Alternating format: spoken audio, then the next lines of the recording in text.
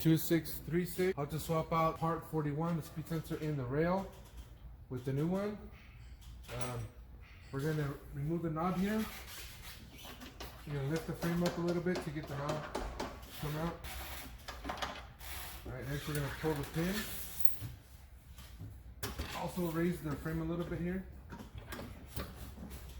And then lift the rail. Slide the seat forward so it doesn't hit anything. And then lock the rail in the upright position.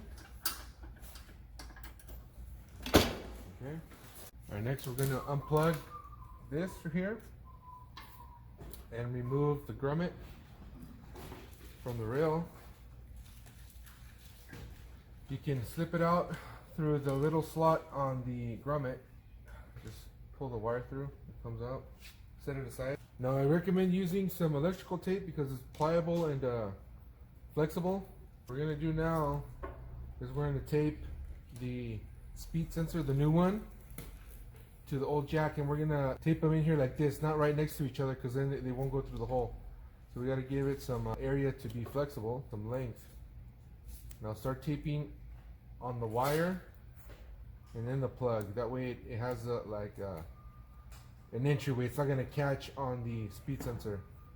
It'll slip right through inside this area. And we're gonna tape it up really good because you might have to pull and push on the wire or pull from both ends to get it to go in. It might get stuck in there, so you need to give it a pretty good taping. And then tape past the jack.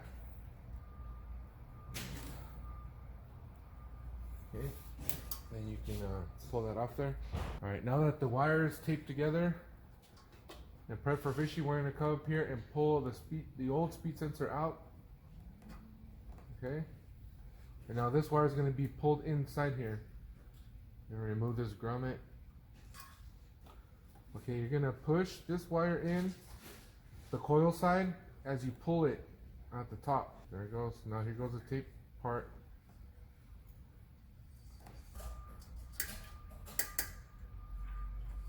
Alright, if you feel some resistance, just make sure you have enough wire inside the tube from the bottom to pull it. There we go. Now we got the coil side out here. Alright, and here comes the taped part out of the hole. Alright. Now we're going to put the small grommet on the bottom here just to hold the cable in place so it doesn't start pulling into the tube. Okay, that should hold it.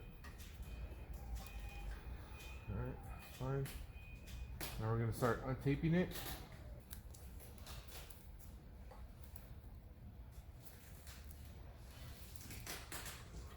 Alright, put the old cable to the side. Grab the grommet, slip it over, and make it flush with the grommet. The speed sensor flush with the grommet. If the speed sensor sticks out too much, it's going to hit the magnet here and damage it. So make sure that that's flush. And then put it back into the rail. Okay. And then you can re-plug this cable here. Alright. And that's it. You can lower your rail down, and that's how you swap in the speed sensor 41 on the rail. After installing the new speed sensor, you can check it by swiping the seat past it twice on back and then forward. That will replicate one stroke. Then you go to the console. You see it's counting.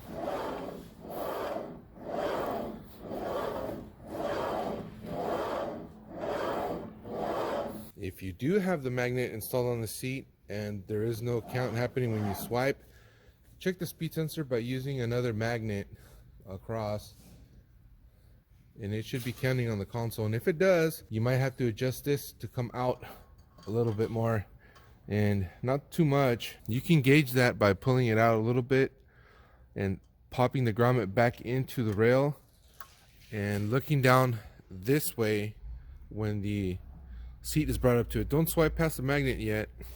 You need to check to make sure, viewing this way from back here, if it's gonna hit. If it clears, then give it a swipe. If it's out too much, then you have to push it in a little bit till it doesn't contact the other side of the magnet here, the face of it. Okay, that looks like it clears.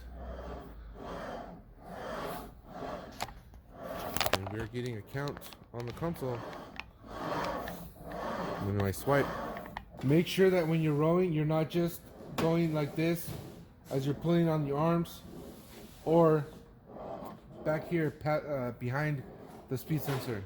You must pass it each time you go forward and back, or else it won't count properly. And that's how you check the speed sensor after you changed it.